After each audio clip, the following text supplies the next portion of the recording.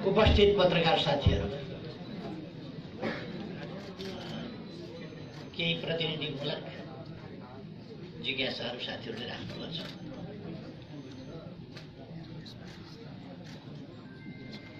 निर्वाचनको प्रक्रियामा हामी छौँ। 3 तहका निर्वाचन गर्नु थियो, स्थानीय तह, प्रदेश तह र संघीय तह। 3वटा मध्ये एउटा तहको निर्वाचन सम्पन्न भइसकेको छ र स्थानीय तहको सरकार, अहिलेका निर्वाचनहरूले 3 तहकै सरकार निर्वाचित गर्छन्, गठन गर्छन्। स्थानीय तहको सरकार स्थानीय तहहरूमा बनिसकेका छ। 35,000 भन्दा बढी जनप्रतिनिधिहरू जनताबाट निर्वाचित भइसकेका छन्। अब संक्रमणकाललाई टुङ्ग्याउने, स्थिरता र स्थायित्वमा जाने र विकासतर्फका हाम्रा आकांक्षाहरूलाई अगाडि बढाउने सन्दर्भमा सङ्घ र प्रदेशको निर्वाचन आवश्यक छ, अपरिहार्य छ। त्यसका निम्ति संविधानले हामीलाई समय सीमा तोकेको छ, माघ 7 भित्र सक्नुपर्छ। अर्को कुरा,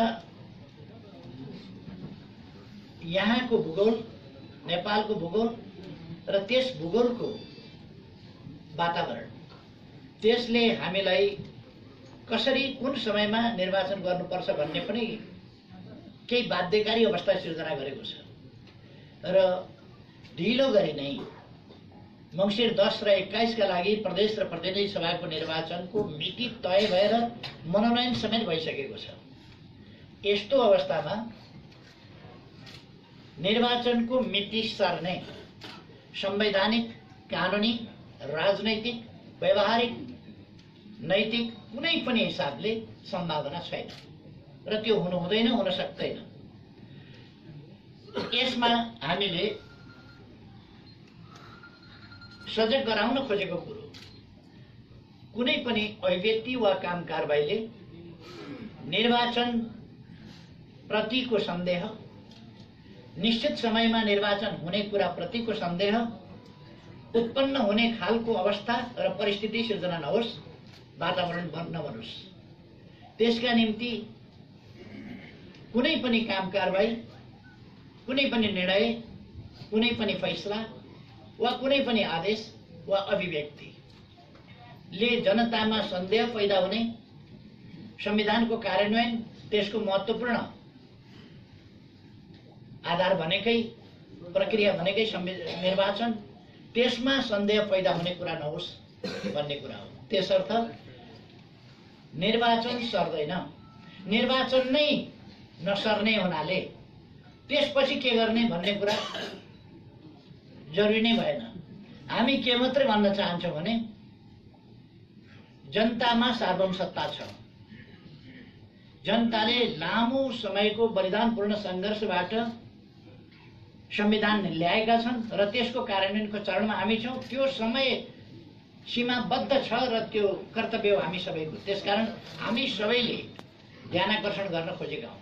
हाम्रो वक्तव्यमा हामीले सबै यसप्रति गम्भीर हुनुपर्ने कुरा पनि बताएका छौँ। त्यसर्थ अरू कस्तो आन्दोलन भन्ने कुरा गर्न पर्छ जस्तो लाग्दैन। र एउटा कुरा कति भने मतपत्र दुईटै छ। दुईटा मतपत्र राजनीतिक दलहरू, निर्वाचन आयोग समेतका संयुक्त बैठकहरूले संविधान र कानुन बमोजिम तय गरिएको हो। त्यसको प्रक्रिया अगाडि बढिसकेको छ। अब ससाना कुराहरूमा अल्झिने समय छैन। यस कुराको अलिकति संकेत प्रधानमन्त्रीले एकपल्ट बोलाउनु भयो, एमाले, माओवादी केन्द्र र निर्वाचन आयोग समेतको बैठक, र उहाँले यो मतपत्रको बारेमा अन्यलग्रस्त कुरा गरेपछि हामीले सोध्यौँ। उहाँले यो मैले बुझाएर रहन्छु, अब ठिक छ भनेर भन्नुभयो। त्यसपछि त्यो कुरा फेरि सिद्धियो, पहिले सहमतिका साथ भयो थियो। अहिले अर्को प्रश्न के उठेको छ भने निवेदक सत्तापक्षीय पार्टीका सहमहामन्त्री नै हुनु र निवेदन जानु। अर्को कुरा, अदालतको मानहानि भयो भन्ने निवेदन पर्नु।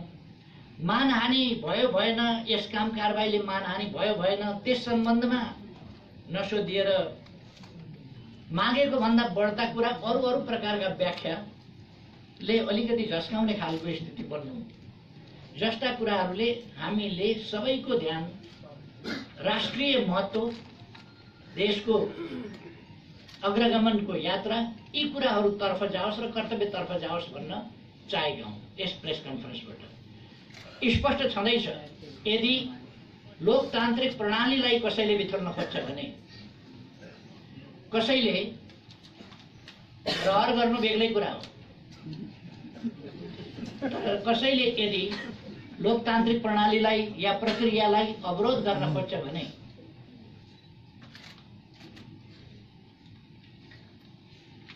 त्यो कुरा नेपाली जनतालाई सही हुँदैन। त्यो हामीले स्पष्ट भनेका छौँ। यो लोकतन्त्र कसैले हामीलाई किस्तीमा राखेर दिएको उपहार होइन, बलिदानपूर्ण सङ्घर्षबाट हामीले प्राप्त गरेका हौँ। त्यसकारण यसप्रति कसैले खेलवाड गर्न सक्छ भन्ने कुरै होइन। त्यसको आजको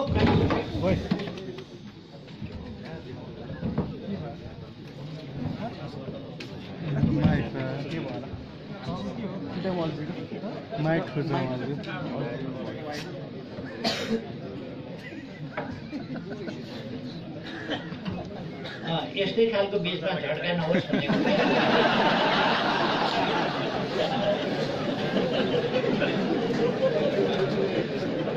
हाम्रो भनाइ थियो र जनतामा सार्वभौम सत्ता छ, जनताले अन्यथा विपरीत दिशाका प्रयासहरू स्वीकार्दैन। अब म तयार छु भन्ने मान्छे, अरू नेतृत्वका लागि तयार छु भन्ने मान्छेहरूलाई 16 गते त अगाडि छँदैछ, मनोनयन गरेर आए भइगयो मैदानमा। जसलाई नेतृत्व लिन मन छ 16 गते छ समय। हामी स्पष्ट छौँ, लोकतन्त्रको दिशामा नेपाल अगाडि बढेको छ, अगाडि बढ्छ। यो प्रक्रियामा छ र निर्णायक बिन्दुमा छ, यो तलमाथि हुन सक्दैन। हाम्रो भनाइ त्यही हो। धन्यवाद छ साथीहरूलाई।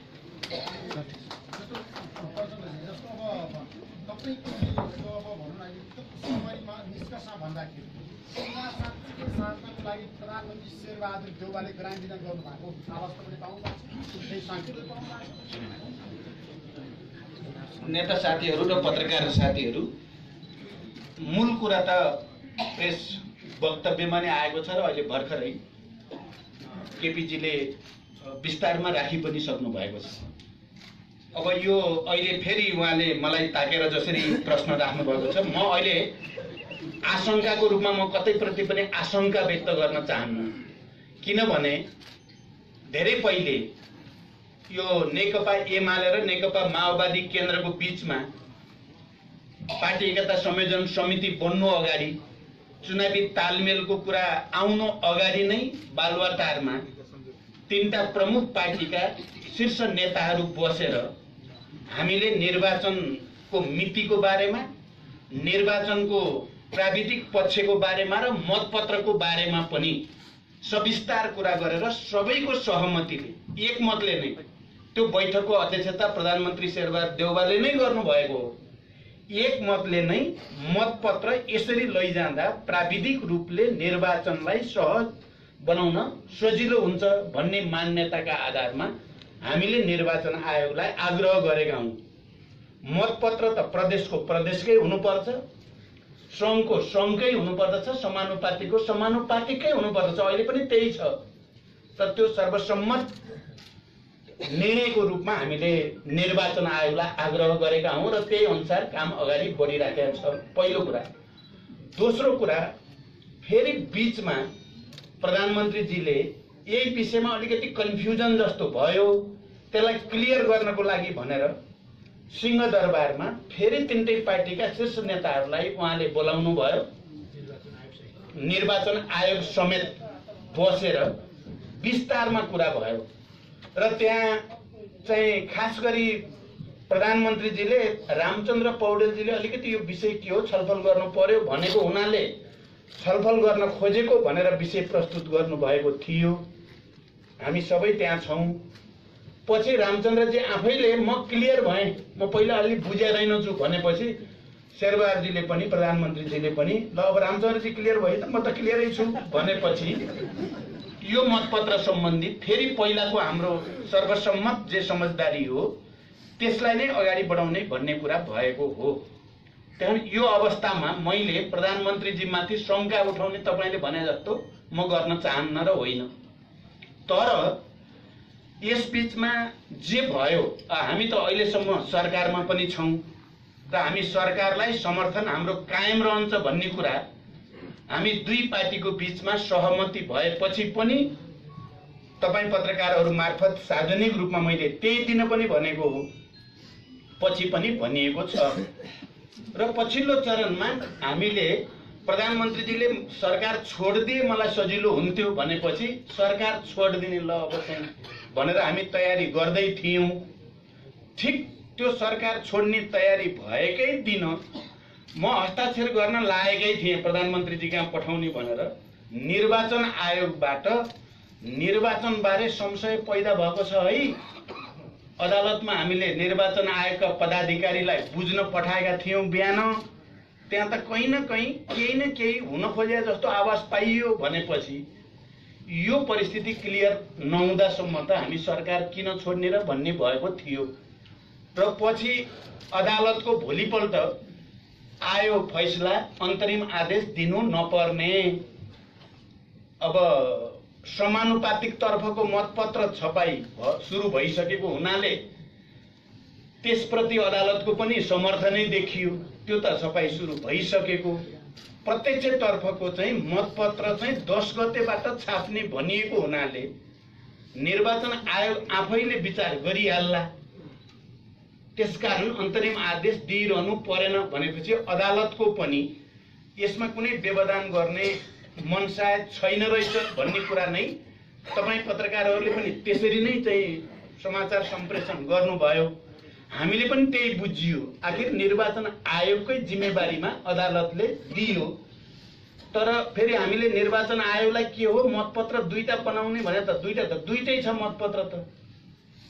मतपत्र एउटै बना त होइन नि प्रदेश र केन्द्रको भनेपछि त्यही पनि अदालतको आदेशलाई सम्मान गर्दै अदालत रङसम्म दुईटा मतपत्र छ, यो कुरा एकदम क्लियर होस्, एउटै मतपत्र बनाउन खोजेको भन्ने चाहिँ हुँदै होइन।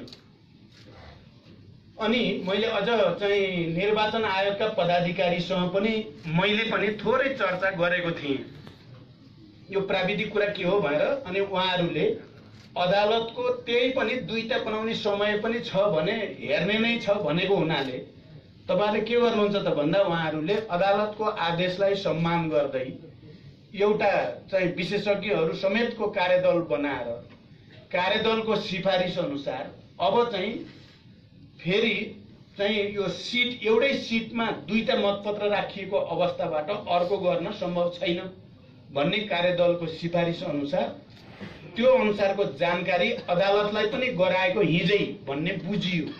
त्यहाँ अदालत प्रति समुचित सम्मान गर्दै नै त्यो कार्यदल गठन भएको र निर्वाचन आयोगले त्यो सूचना अदालतलाई पनि दिएको स्थिति र अनि हिजो अदालतले फेरि साँझतिर फेरि त्यही विषयलाई अघिल्लो पटक संयुक्त इजलासले गरेको निर्णयका विरुद्ध एकल इजलासले फेरि चाहिँ त्यही विषयलाई कन्टेम्प्ट अफ कोर्टको रूपमा र चाहिँ के भइरहेछ भनेर कारण देखाऊ आदेशको रूपमा भनेर जो गरियो त्यसले हाम्रो अरु कुरा केही पनि होइन। तपाईले प्रेस विज्ञप्तिमा देखिहाल्नुभयो, केपीजीले अहिले व्याख्या गरि नै हाल्नुभयो।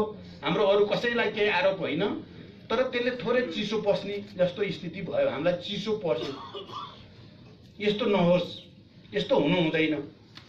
सबै सजग सतर्क हुनु पर्यो र निर्वाचन चाहिँ तोकिएकै मितिमा सम्पन्न हुन पर्यो भन्ने कुराको अपिलको निम्ति यो पत्रकार भेटघाटको आयोजना गरिएको नम्बर 1। यहाँ हामी सबै बडो प्रष्ट हुनुपर्ने कुरा के छ भनेर पनि म भन्न चाहन्छु भने निर्वाचनको प्रक्रिया त सुरु भइ नै सक्यो। खाली तिथिमिति घोषणा भएको मात्रै होइन।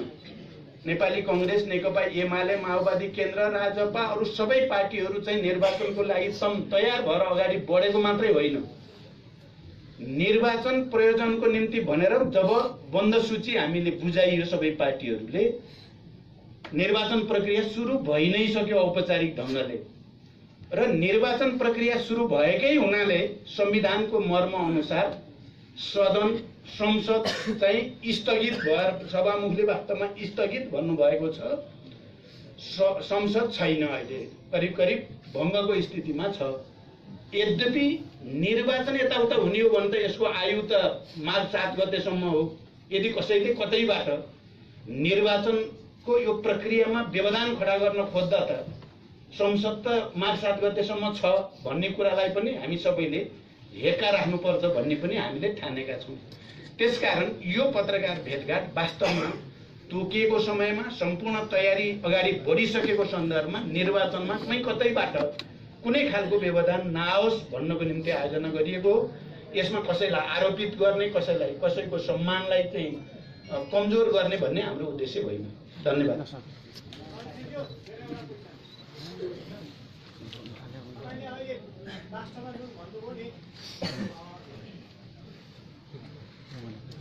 संसद बाँकी छ भन्नुभयो, सर्वोच्चले यदि आदेश जारी गरेर महाभियोग लाउन सक्छ भन्नुभएको र हामीले संसद विचार हटाउन सक्छौँ भन्नुभएको हो। मैले त्यस्तो भाषामा केही पनि भनेको छैन। संसद यसकारण मात्रै भङ्ग भएको स्थिति हो कि निर्वाचन प्रक्रिया सुरु भएको हुनाले मात्रै भङ्ग भएको हो। मैले यो भन्दा बढी भनेको छैन। तपाईहरुले यो भन्दा बढी अर्थ लगाएर व्याख्या नगरिदिनु होला। त्यो पनि म अहिले भन्न चाहन्छु। म यति भन्न चाहन्छु, निर्वाचनको प्रक्रिया, नोमिनेसनको प्रक्रिया सुरु भएको हुनाले मात्रै संसद भङ्ग भएको हो। यो कुरा तपाईं पत्रकार साथीहरूले पनि यति ठुलो ऐतिहासिक प्रक्रियामा कहीं समस्या नआओस् भन्नको निम्ति यो भाषालाई जस्ताको तस्तै भनिदिनु होला। मनोनयनको प्रक्रिया सुरु भएको हुनाले मात्रै संसद चाहिँ रोकिएको हो, नत्र भने संसदको स्थगित भएको छ। यो कुरालाई तपाईँ हामी सबैले, हामी ऐतिहासिक मोडमा छौँ। यो मोडमा हामी सबैले त्यसलाई जस्ताको तस्तै जनतामा पुर्याइदिनु।